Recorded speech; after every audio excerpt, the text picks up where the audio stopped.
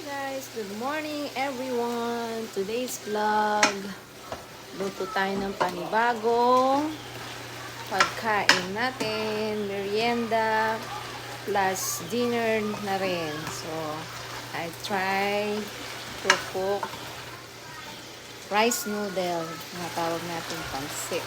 So, first and trial lang po to dahil hindi ko po to gaano niluluto. So, I try na magpansit ngayon. So, guys, hopefully magustuhan ng aking pamilya, aking mga anak, at ang aking mahal na asawa. So, guys, tara, kain tayo. Manyaman Kenny. Please don't forget to watch and like my vlog. And don't forget to subscribe. Thank you. God bless you all. Mwah, mwah, mwah.